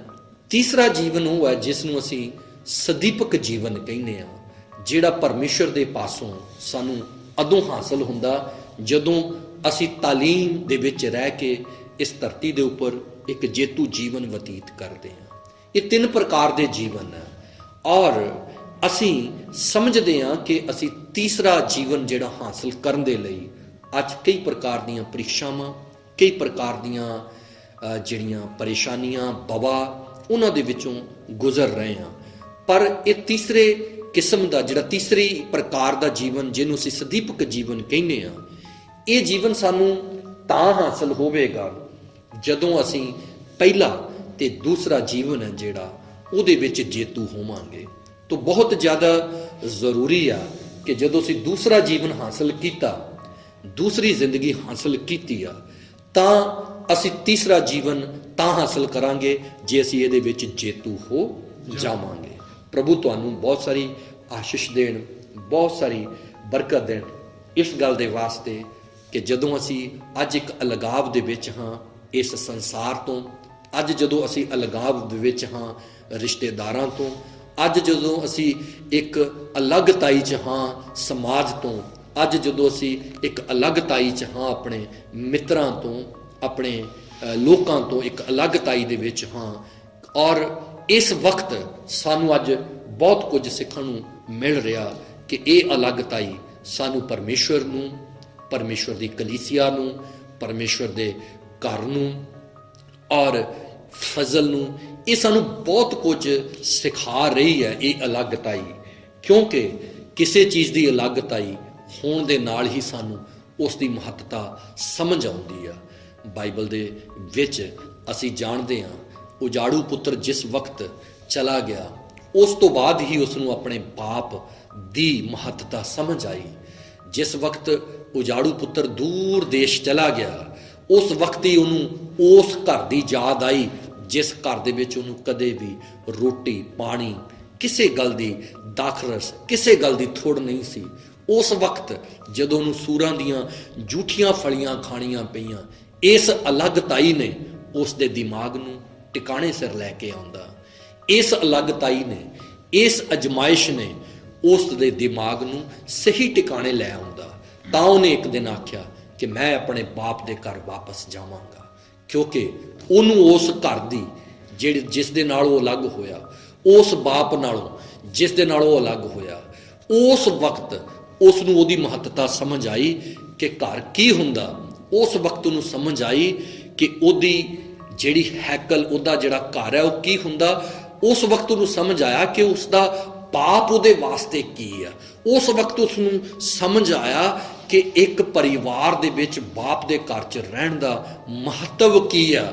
ਇਹ ਸਭ ਗੱਲਾਂ ਉਹਨੂੰ ਉਦੋਂ ਸਮਝ ਆਈਆਂ ਜਿਸ ਵਕਤ ਉਹ ਉਸ ਅਜਮਾਇਸ਼ ਵਿੱਚ ਗਿਆ, ਜਿਸ ਵਕਤ ਉਹ ਅਲੱਗਤਾਈ ਦੇ ਵਿੱਚ ਗਿਆ, ਉਸ ਵਕਤ ਉਹਨੂੰ ਇਹ ਸਭ ਕੁਝ ਸਮਝ ਆਇਆ।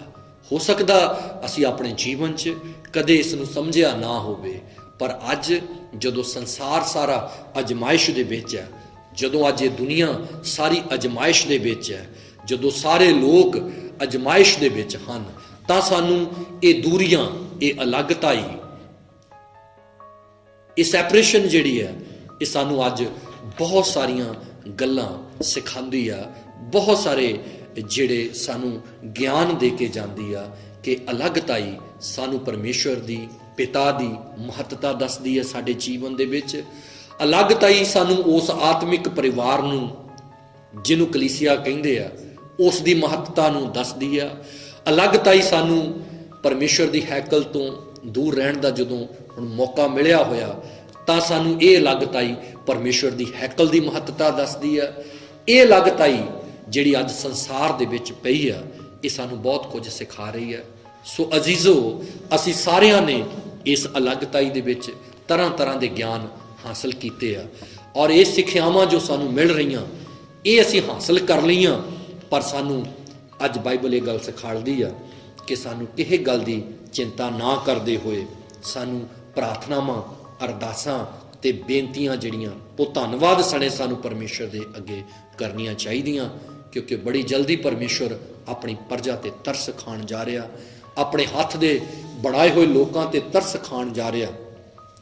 ਔਰ ਪਰਮੇਸ਼ਰ ਇੱਕ ਦਿਨ ਆ ਰਿਹਾ ਜਿਹਦੇ ਵਿੱਚ ਇਹ ਸਾਰਾ ਕੁਝ ਸਮਾਪਤ ਹੋ ਜਾਏਗਾ, ਔਰ ਅਸੀਂ ਪਹਿਲਾਂ ਦੀ ਤਰ੍ਹਾਂ ਸਭ ਇਕੱਠੇ ਹੋਵਾਂਗੇ। ਔਰ ਇਹ ਜੋ ਗਿਆਨ ਅਸੀਂ ਅਜਮਾਇਸ਼ 'ਚ ਹਾਸਲ ਕੀਤਾ, ਇਹਦੇ ਵਿੱਚ ਵੀ ਅਸੀਂ ਬਹੁਤ ਕੁਝ ਸਿੱਖਿਆ, ਤਾਂ ਇਹ ਸਾਡੇ ਜ਼ਿੰਦਗੀ ਭਰ ਦੇ ਵਾਸਤੇ, ਜੀਵਨ ਉਪਰੰਤ ਇਹ ਗਿਆਨ ਸਾਡੀ ਮਦਦ ਕਰੇਗਾ ਹਮੇਸ਼ਾ ਵਾਲਾ ਜੀਵਨ ਹਾਸਲ ਕਰਨ ਦੇ ਵਾਸਤੇ। ਬਾਈਬਲ ਦੱਸਦੀ ਆ ਕਿ ਜਿਸ ਵਕਤ ਅਯੂਬ ਔਰ ਉਸ ਦੀ ਪਤਨੀ ਪਰਮੇਸ਼ਰ ਦੀਆਂ ਆਸ਼ੀਸ਼ਾਂ ਦਾ ਆਨੰਦ ਮਾਣਦੇ ਸੀ, ਇੱਕ ਵਕਤ ਆਇਆ ਕਿ ਉਹ ਸਾਰੀਆਂ ਬਰਕਤਾਂ ਉਹਨਾਂ ਤੋਂ ਦੂਰ ਹੋ ਗਈਆਂ, ਉਹ ਅਲੱਗ ਹੋ ਗਈਆਂ ਉਹਨਾਂ ਤੋਂ। ਔਰ ਉਸ ਅਲੱਗਤਾਈ ਦੇ ਵਿੱਚ ਅਯੂਬ ਨੇ ਜੋ ਸਿੱਖਿਆ, ਕੌਣ ਆਪਣਾ ਕੌਣ ਬੇਗਾਨਾ, ਉਸ ਅਲੱਗਤਾਈ 'ਚ ਉਹਨੇ ਸਿੱਖਿਆ ਕਿ ਕੌਣ ਹਮੇਸ਼ਾ ਵਾਲਾ ਸਾਥੀ ਹੈ ਔਰ ਕੌਣ ਸਿਰਫ ਸਮੇਂ ਦੇ ਹਿਸਾਬ ਦਾ ਸਾਥੀ ਹੈ। ਉਹਨੇ ਆਪਣੇ ਜੀਵਨ ਦੇ ਵਿੱਚ ਬਹੁਤ ਸਾਰੀਆਂ ਸੱਚਾਈਆਂ ਨੂੰ ਉਦੋਂ ਹਾਸਲ ਕੀਤਾ ਜਿਸ ਵਕਤ ਉਹਦੇ ਕੋਲੋਂ ਉਹ ਚੀਜ਼ਾਂ ਅਲੱਗ ਹੋ ਗਈਆਂ ਜਿਨ੍ਹਾਂ ਚੀਜ਼ਾਂ ਦਾ ਉਹ ਹਮੇਸ਼ਾ ਆਨੰਦ ਮਾਣਦੇ ਆਉਂਦੇ ਸੀ। ਕਿਉਂਕਿ ਅਸੀਂ ਸਿੱਖਿਆ ਕਿ ਅਲੱਗਤਾਈ ਵੀ ਸਾਨੂੰ ਕਿਸੇ ਚੀਜ਼ ਦੀ ਮਹੱਤਤਾ ਨੂੰ ਸਿਖਾਉਂਦੀ ਹੈ। ਔਰ ਜਦੋਂ ਅਸੀਂ ਅਲੱਗ ਹੁੰਦੇ ਹਾਂ, ਜਦੋਂ ਅਸੀਂ ਕਿਸੇ ਚੀਜ਼ ਨਾਲ ਸਾਡੀ ਦੂਰੀ ਬਣਦੀ ਆ, ਉਹਦੀ ਮਹੱਤਤਾ ਵੀ ਸਾਨੂੰ ਆਪਣੇ ਜੀਵਨ ਦੇ ਵਿੱਚ ਉਦੋਂ ਹੀ ਸਮਝ ਆਉਂਦੀ ਆ। ਸੋ ਪ੍ਰਭੂ ਤੁਹਾਨੂੰ ਸਭ ਨੂੰ ਬਹੁਤ ਸਾਰੀ ਬਰਕਤ ਦੇਣ।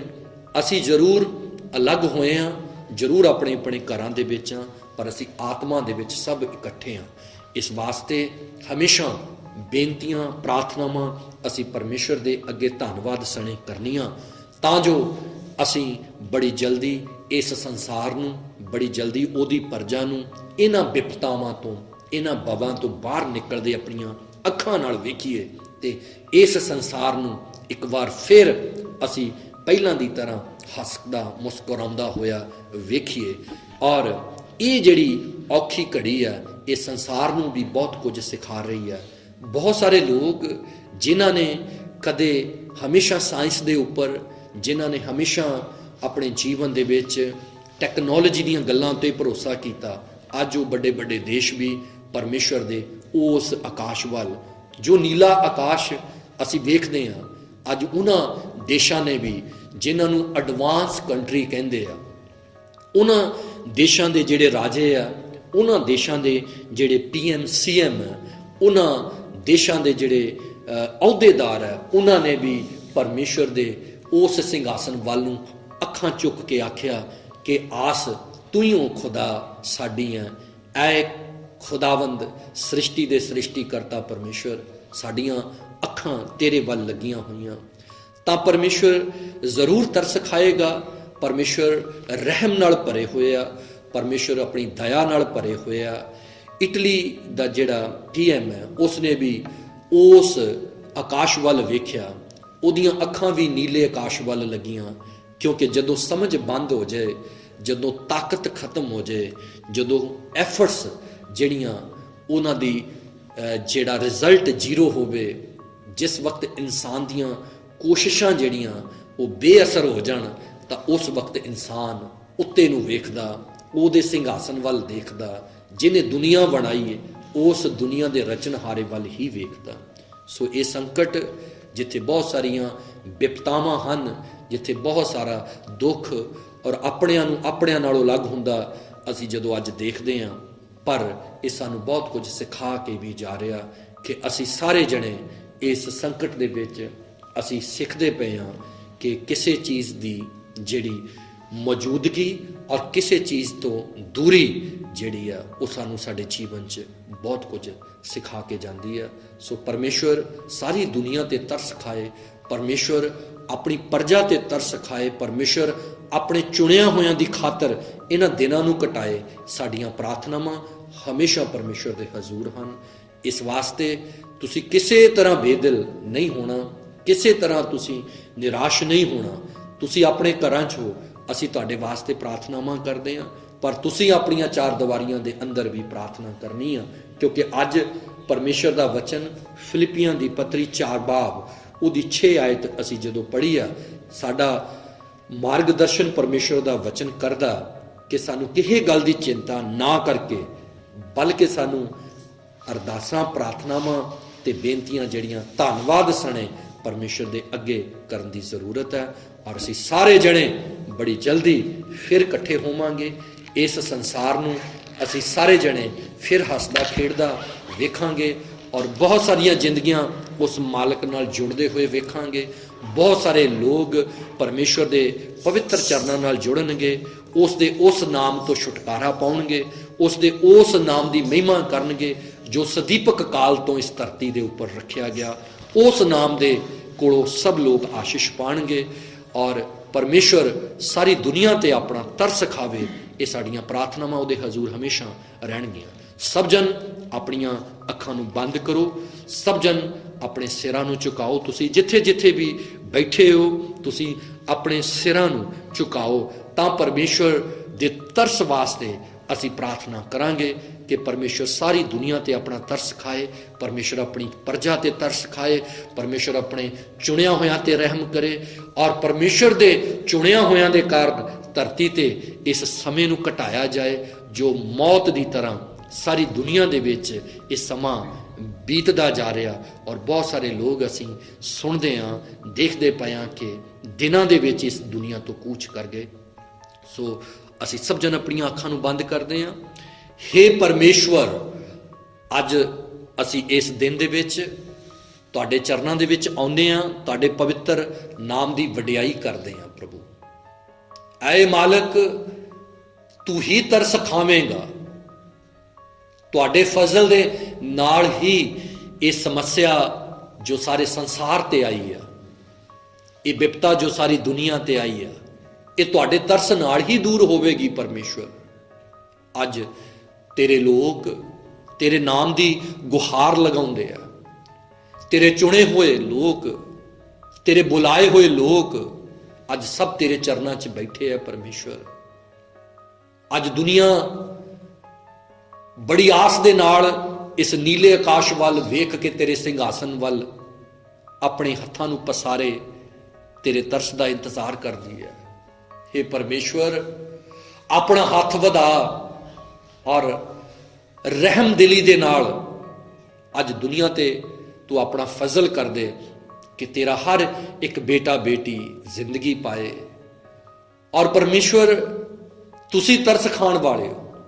ਨੂਹ ਦੇ ਦਿਨਾਂ ਦੇ ਵਿੱਚ ਵੀ ਬਰਬਾਦੀ ਦਾ ਜਦੋਂ ਦੌਰ ਹੋਇਆ, ਇਹ ਧਰਤੀ ਜਦੋਂ ਨਾਸ਼ ਹੋਈ ਹੈ ਪਹਿਲਾਂ, ਉਦੋਂ ਵੀ ਤੁਸੀਂ ਤਰਸ ਖਾਧਾ। ਤੁਸੀਂ ਆਖਿਆ ਕਿ ਮੈਂ ਮਨੁੱਖਾਂ ਨਾਲ ਕਦ ਤੱਕ ਝਗੜਾਂਗਾ। ਹੇ ਪਰਮੇਸ਼ਵਰ, ਤੁਸੀਂ ਤਰਸ ਖਾਓ ਆਪਣੀ ਪ੍ਰਜਾ ਤੇ। ਤੁਸੀਂ ਇਸ ਸੰਸਾਰ ਦੇ ਵਿੱਚ ਜੋ ਵਬਾ ਫੈਲੀ ਹੈ, ਪਰਮੇਸ਼ਵਰ ਤੁਸੀਂ ਤਰਸ ਖਾਓ, ਤੁਸੀਂ ਰਹਿਮ ਕਰੋ, ਤਾਂ ਇਹ ਸਭ ਹਾਲਾਤ ਠੀਕ ਹੋ ਜਾਣਗੇ। ਪ੍ਰਭੂ, ਕਲੀਸਿਆਵਾਂ ਅੱਜ ਤੇਰੇ ਨਾਮ ਨੂੰ ਪੁਕਾਰਦੀਆਂ ਪਈਆਂ, ਤੇਰੇ ਸੱਚੇ ਨਾਮ ਨੂੰ ਸਭ ਲੋਕ ਪੁਕਾਰ ਰਹੇ ਆ। ਤੁਸੀਂ ਆਪਣਾ ਤਰਸ ਆਪਣੀ ਪ੍ਰਜਾ ਤੇ ਖਾਓ। ਜਿੱਥੇ ਜਿੱਥੇ ਵੀ ਤੇਰੇ ਲੋਕ ਪਰਮੇਸ਼ਵਰ ਚਾਰ ਦੀਵਾਰੀਆਂ ਦੇ ਅੰਦਰ ਬੈਠ ਕੇ ਪ੍ਰਾਰਥਨਾ ਕਰ ਰਹੇ ਆ, ਤੂੰ ਉਹਨਾਂ ਸਾਰਿਆਂ ਦੀਆਂ ਫਰਿਆਦਾਂ ਨੂੰ ਪਰਮੇਸ਼ਵਰ ਤੁਸੀਂ ਸੁਣੋ ਔਰ ਸਭ ਦੇ ਉੱਪਰ ਆਪਣਾ ਫਜ਼ਲ ਕਰੋ। ਸਭ ਨੂੰ ਇੱਕ ਨਵਾਂ ਬਲ ਦਿਓ। ਹਰ ਕਿਸਮ ਦੀ ਬੇਦਿਲੀ, ਹਰ ਕਿਸਮ ਦੀ ਨਿਰਾਸ਼ਾ, ਹਰ ਪ੍ਰਕਾਰ ਦੀ ਬੇਦਿਲੀ ਹਰ ਇੱਕ ਦੇ ਜੀਵਨ ਚੋਂ ਪ੍ਰਭੂ ਯਿਸੂ ਦੇ ਨਾਮ 'ਚ ਚਲੀ ਜਾਏ। ਹਰ ਪ੍ਰਕਾਰ ਦਾ ਸਟ੍ਰੈਸ, ਹਰ ਪ੍ਰਕਾਰ ਦੀ ਚਿੰਤਾ ਪ੍ਰਭੂ ਯਿਸੂ ਦੇ ਨਾਮ 'ਚ ਇੱਕ ਇੱਕ ਦੇ ਹਿਰਦੇ ਵਿੱਚੋਂ ਨਿਕਲ ਜਾਏ। ਹਰ ਪ੍ਰਕਾਰ ਦਾ ਖੌਫ, ਹਰ ਪ੍ਰਕਾਰ ਦਾ ਡਰ ਹਰ ਇੱਕ ਪਰਿਵਾਰ ਦੇ ਵਿੱਚੋਂ, ਹਰ ਇੱਕ ਜ਼ਿੰਦਗੀ ਦੇ ਵਿੱਚੋਂ, ਹਰ ਇੱਕ ਚਾਰ ਦੀਵਾਰੀ ਦੇ ਅੰਦਰ ਚੋਂ ਪ੍ਰਭੂ ਯਿਸੂ ਦੇ ਮੁਕੱਦਸ ਨਾਮ 'ਚ ਦੂਰ ਹੋ ਜਾਏ। ਹਰ ਇੱਕ ਪਰਮੇਸ਼ਰ ਦਾ ਬੇਟਾ ਬੇਟੀ ਇੱਕ ਨਵਾਂ ਬਲ ਹਾਸਲ ਕਰੇ। ਹਰ ਇੱਕ ਜਨ ਜੋ ਪਰਮੇਸ਼ਰ ਦੇ ਨਾਮ ਤੋਂ ਬੁਲਾਇਆ ਜਾਂਦਾ, ਹਰ ਇੱਕ ਜਨ ਇੱਕ ਨਵੀਂ ਕੂਵਤ ਹਾਸਲ ਕਰੇ ਪਰਮੇਸ਼ਰ ਦੇ ਅਦਭੁਤ ਨਾਮ ਦੇ ਵਿੱਚ। ਤੁਸੀਂ ਇੱਕ ਸਵਰਗੀ ਸ਼ਕਤੀ ਦੇ ਨਾਲ, ਇੱਕ ਸਵਰਗੀ ਬਲ ਦੇ ਨਾਲ ਜਿੱਥੇ ਜਿੱਥੇ ਵੀ ਹੋ ਇਸੇ ਸਮੇਂ ਪਰਮੇਸ਼ਰ ਦੇ ਸਵਰਗੀ ਬਲ ਦੇ ਨਾਲ ਭਰ ਜਾਓ ਔਰ ਪਰਮੇਸ਼ਰ ਦੀ ਸਾਮਰਥ ਤੁਹਾਡੀ ਸੋਚਾਂ ਦੀ, ਤੁਹਾਡੀ ਜੁਗਤਾਂ ਦੀ, ਤੁਹਾਡੇ ਵਿਚਾਰਾਂ ਦੀ ਰਾਖੀ ਕਰੇ। ਪਰਮੇਸ਼ਰ ਦਾ ਆਤਮਾ ਇਸ ਸਮੇਂ ਤੁਹਾਡੇ ਜੀਵਨ ਤੇ ਫਜ਼ਲ ਕਰੇ। ਪਰਮੇਸ਼ਰ ਦਾ ਆਤਮਾ ਤੁਹਾਡੀ ਜ਼ਿੰਦਗੀ ਦੇ ਹਰ ਖੇਤਰ ਵਿੱਚ ਤੁਹਾਡੀ ਸਹਾਇਤਾ ਕਰੇ। ਪਰਮੇਸ਼ਰ ਦਾ ਆਤਮਾ ਤੁਹਾਨੂੰ ਤੁਹਾਡੇ ਘਰਾਂ ਦੇ ਵਿੱਚ ਇਸ ਵਬਾ ਤੋਂ ਪੂਰੀ ਤਰ੍ਹਾਂ ਸੁਰੱਖਿਅਤ ਕਰੇ। ਪਰਮੇਸ਼ਰ ਦਾ ਆਤਮਾ ਤੁਹਾਨੂੰ ਤੁਹਾਡੇ ਘਰਾਂ ਦੇ ਵਿੱਚ ਪੂਰੀ ਸੁਰੱਖਿਆ ਪ੍ਰਦਾਨ ਕਰੇ। ਤੁਸੀਂ ਜਿੱਥੇ ਜਿੱਥੇ ਵੀ ਹੋ, ਪਰਮੇਸ਼ਰ ਉਸ ਚਾਰ ਦੀਵਾਰੀ ਦੇ ਅੰਦਰ ਆਪਣੇ ਆਤਮਾ ਨੂੰ ਪਾਣੀ ਦੀ ਤਰ੍ਹਾਂ ਡੋਲ ਦੇਵੇ ਤਾਂ ਤੁਸੀਂ ਇੱਕ ਨਵੇਂ ਬਲ ਨਾਲ ਭਰ ਜਾਓ। ਅਸੀਂ ਚਾਹੁੰਦੇ ਹਾਂ ਕਿ ਤੁਸੀਂ ਇੱਕ ਨਵੀਂ ਸ਼ਕਤੀ ਦੇ ਨਾਲ ਆਪਣੀਆਂ ਚਾਰ ਦੀਵਾਰੀਆਂ ਦੇ ਵਿੱਚ ਭਰ ਜਾਓ। ਪਰਮੇਸ਼ਰ ਦੇ ਉਸ ਬਲ ਦੇ ਨਾਲ, ਜਿਸ ਬਲ ਦੇ ਨਾਲ ਅਸੀਂ ਇਸ ਧਰਤੀ ਦੇ ਉੱਪਰ ਜੇਤੂ ਘੁੰਮਦੇ ਹਾਂ, ਜਿਸ ਨਾਮ ਨਾਲ ਅਸੀਂ ਚਾਰਾਂ ਦਿਸ਼ਾਵਾਂ ਦੇ ਵਿੱਚ ਇੱਕ ਨਵੀਂ ਸ਼ਕਤੀ ਦੇ ਨਾਲ, ਇੱਕ ਨਵੇਂ ਬਲ ਨਾਲ ਜੇਤੂ ਹੋ ਕੇ ਘੁੰਮਦੇ ਹਾਂ। ਪਰਮੇਸ਼ਰ ਦਾ ਉਹੀ ਬਲ ਅੱਜ ਸਾਡੇ ਸਭ ਦੇ ਹਿਰਦਿਆਂ ਦੇ ਵਿੱਚ ਆਏ ਔਰ ਅਸੀਂ ਇੱਕ ਨਵੀਂ ਕੂਵਤ ਨਾਲ ਅੱਜ ਭਰ ਜਾਈਏ। ਜਦੋਂ ਕਿ ਇੱਕ ਅੱਜ ਖਾਸ ਦਿਨ ਹੈ, ਅਸੀਂ ਇਸ ਖਾਸ ਦਿਨ ਦੇ ਵਿੱਚ ਪ੍ਰਭੂ ਯਿਸੂ ਮਸੀਹ ਦੀ ਤਰ੍ਹਾਂ ਇੱਕ ਜੇਤੂ ਹੋ ਕੇ ਯਰੂਸ਼ਲਮ ਨੂੰ ਜਿਸ ਵਕਤ ਉਹ ਆਏ, ਅਸੀਂ ਵੀ ਜੇਤੂ ਹੋ ਕੇ ਇਸ ਦੁਨੀਆ ਤੋਂ ਇੱਕ ਦਿਨ ਕੂਚ ਕਰੀਏ। ਹੇ ਪਰਮੇਸ਼ਵਰ, ਤੇਰਾ ਤਰਸ ਤੇਰੇ ਬੱਚਿਆਂ ਤੇ ਆਇਆ, ਤੇਰੇ ਚੁਣੇ ਹੋਏ ਲੋਕਾਂ ਤੇ ਆਇਆ, ਤੇਰੀ ਕਲੀਸਿਆ ਤੇ ਆਇਆ, ਤੇਰੀ ਸੇਵਕਾਈ ਤੇ, ਜੋ ਤੁਸੀਂ ਸੇਵਕਾਈ ਇਸ ਧਰਤੀ ਤੇ ਸ਼ੁਰੂ ਕੀਤੀ, ਉਸ ਸੇਵਕਾਈ ਤੇ ਤੇਰਾ ਫਜ਼ਲ ਅੱਜ ਉਤਰਿਆ। ਤੇਰਾ ਧੰਨਵਾਦ ਕਰਦੇ, ਆਪਣੀ ਪਰਜਾ ਤੇ ਤਰਸ ਖਾਦਾ, ਧੰਨਵਾਦ ਕਰਦੇ ਹਾਂ ਪਰਮੇਸ਼ਵਰ। ਇਸ ਸੰਸਾਰ ਤੇ ਤੁਸੀਂ ਤਰਸ ਖਾਦਾ, ਤੁਹਾਡਾ ਸ਼ੁਕਰ ਹੋਵੇ ਖੁਦਾਵੰਦ, ਤੁਹਾਡੇ ਨਾਮ ਦੀ ਵਡਿਆਈ ਕਰਦੇ। ਇਸ ਸਾਰੇ ਸੰਸਾਰ ਤੇ ਤੁਹਾਡੀ ਕਿਰਪਾ ਉਤਰੇ, ਔਰ ਇਸ ਪੰਜਾਬ ਦੇ ਉੱਪਰ ਤੁਹਾਡਾ ਫਜ਼ਲ ਬਣਿਆ ਰਹੇ ਪਰਮੇਸ਼ਵਰ। ਇਸ ਦੇਸ਼ ਤੇ ਤੁਹਾਡੀ ਦਇਆ ਬਣੀ ਰਹੇ ਪਰਮੇਸ਼ਵਰ। ਬਹੁਤ ਵੱਡੀ ਕਿਰਪਾ ਕਰੋ, ਔਰ ਬਹੁਤ ਜਲਦੀ ਅਸੀਂ ਇਸ ਵਬਾ ਨੂੰ, ਇਸ ਧਰਤੀ ਤੋਂ ਤੁਹਾਡੀ ਕਿਰਪਾ, ਤੁਹਾਡੇ ਤਰਸ ਵਿੱਚ ਖਤਮ ਹੁੰਦੇ ਵੇਖਾਂਗੇ, ਕਿਉਂਕਿ ਤੁਹਾਡਾ ਵਾਅਦਾ ਹੈ ਕਿ ਮੈਂ ਤੁਹਾਨੂੰ ਕਦੇ ਨਾ ਛੱਡਾਂਗਾ, ਨਾ ਕਦੇ ਤਿਆਗਾਂਗਾ। ਆਏ ਪਰਮੇਸ਼ਵਰ, ਆਪਣੀ ਰਹਿਮਤ ਨਾਲ ਆਪਣੀ ਹੱਥ ਦੀ ਬਣਾਈ ਇਸ ਦੁਨੀਆ ਤੇ ਤਰਸ ਖਾ ਖੁਦਾ। ਪ੍ਰਭੂ ਯਿਸੂ ਮਸੀਹ ਦੇ ਨਾਮ ਦੇ ਵਿੱਚ ਮੰਗਦੇ ਹਾਂ, ਆਮੀਨ, ਹਾਲੇਲੂਇਆ। ਹੁਣ ਸਾਡੇ ਉਧਾਰਕਰਤਾ ਪ੍ਰਭੂ ਯਿਸੂ ਮਸੀਹ ਦਾ ਫਜ਼ਲ, ਪਰਮੇਸ਼ਵਰ ਪਿਤਾ ਦਾ ਪ੍ਰੇਮ, ਪਵਿੱਤਰ ਆਤਮਾ ਦੀ ਸੰਗਤੀ, ਮਸੀਹ ਮੁਕੱਦਸ ਲੋਕਾਂ ਨਾਲ, ਕਲੀਸਿਆ ਦੇ ਨਾਲ, ਸੇਵਕਾਈ ਦੇ ਨਾਲ, ਪਰਮੇਸ਼ਵਰ ਦੇ ਚੁਣਿਆ ਹੋਇਆਂ ਦੇ ਨਾਲ, ਹੁਣ ਤੋਂ ਲੈ ਕੇ ਹਮੇਸ਼ਾ ਹਮੇਸ਼ਾ ਤੱਕ ਹੁੰਦੀ ਰਹੇ, ਆਮੀਨ।